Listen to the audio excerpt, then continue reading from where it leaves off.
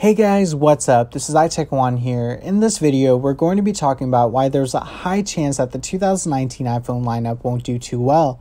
But before we get into talking about it, make sure to subscribe to my channel for latest news, leaks, and rumors around Apple products. So there are many reports claiming that the current iPhones, including iPhone XS, XS Max, and XR aren't selling as they were expected to, leading to the share price of Apple to drop by more than 25%. The low iPhone sales kind of become more obvious when currently the first thing that pops up on the Apple website are the reduced prices of the new phones when you trade in an older one. So what could have been the cause? The most probable answer to this could either be the high price, or because the overall smartphone market is just slowing down, or it's just the lack of significant innovation within the new iPhones. By no means am I saying that the current iPhones aren't great, they just aren't that distinguishable. A report written by 9to5Mac says that we shouldn't expect much to change in 2019 either. An analyst, Anna Lee from Nomura, a Japanese investment bank, says that she expects the upcoming 3 iPhones of 2019 to have the same form factors, like body size and display, as the current ones, with the biggest change being the addition of better augmented reality features. She thinks that 2019 is the final year where Apple will use the iPhone X design while leaving the greater architectural design change and additional hardware specs of 5G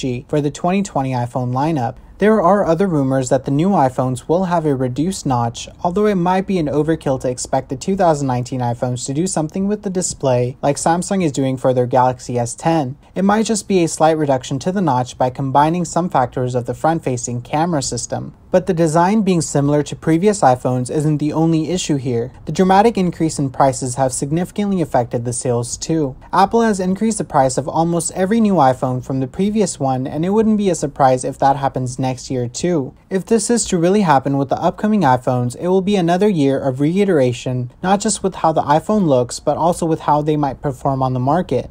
So 2019 might be a dull year for iPhones again, unless Apple decides to do something about it. So this is it for this video, guys. What do you think the 2019 iPhones should have in order to do better on the market? Let me know in the comments below. Don't forget to subscribe to my channel to stay updated with the latest Apple tech news. So until next time, guys, take care.